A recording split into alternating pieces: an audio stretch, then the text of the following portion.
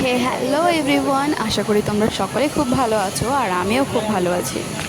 প্রথমেই তোমাদের সুস্বাগতম বলে শুরু করছি আজকের ব্লগটা। অ্যাকচুয়ালি আমি রিসেন্ট গিয়েছিলাম দীঘা ঘুরতে। দীঘার blog details, mini blog back to back আসতেই থাকবে। আর আজকের ভিডিওটা রইল তোমাদের জন্য, যারা তোমরা নিউ টাউন থেকে দীঘা যেতে চাইছো বাইক রাইড করে, তাদের জন্য স্পেশালি। এটা বলছি তার কারণ তোমরা দীঘা অবভিয়াসলি গুগল ম্যাপে পেয়ে যাবে। তো ম্যাপ তোমরা যদি ইউজ করো, আমাদেরই মতন বালির ব্রিজ থেকে তোমাদের ম্যাপটা দেখাবে, কিন্তু তোমরা এই ভুল কাজ মোটেও করো না। তোমরা আগে নিউ টাউন থেকে দ্বিতীয় হুগলি সেতুর লোকেশন সার্চ করবে, তারপর সেখান থেকে তোমরা দীঘা সার্চ করবে।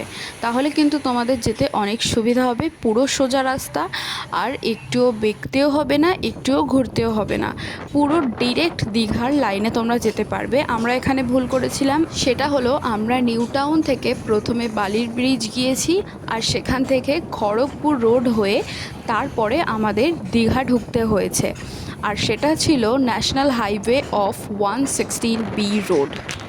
তো আমার যে এক্সট্রা 30 কিলোমিটার যেতে হয়েছে, সেই কারণে আজকের এই ভিডিওটা স্পেশালি তোমাদের জন্য।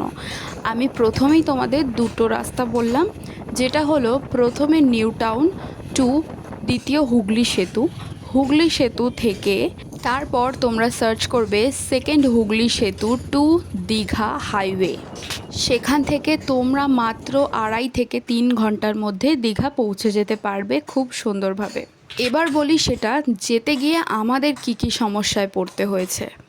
তোমরা যখনই দীঘা রোডে উঠবে, ঠিক সেই সময় তোমাদের একটা 1 বাই রোড পড়বে। সেই রোড থেকে কাইন্ডলি আমি তোমাদের একটাই কথা বলবো, তোমরা আস্তে বাইক চালাবে, একেবারে জোরে বাইক চালাবে না। তার কারণ ওটা 1 বাই রোড, আর ওই রোডে খুবই রাফলি গাড়ি চলাচল করে। আর আমরা সেকেন্ড ভুল যেটা করেছিলাম, সেটা হলো আমরা যাওয়ার জন্য স্যাটারডে চুজ করেছিলাম। এই দুটো ডেজে ভীষণ পরিমাণে দীঘার যাত্রীরা অথবা ট্রাভেলাররা যায়, তো সেটা তোমরা স্কিপ করে সানডে থেকে ফ্রাইডে পর্যন্ত যে কোনো দিন রাইডিং করতেই পারো। আর যদি একান্তই তোমাদের হাতে সময় না থাকে, তবে তোমরা কিছু সময় হাতে নিয়ে বেরোবে। বাকি ইনফরমেশন আসছে পরের ভিডিওতে। আজকের মতন এটুকুই, টাটা।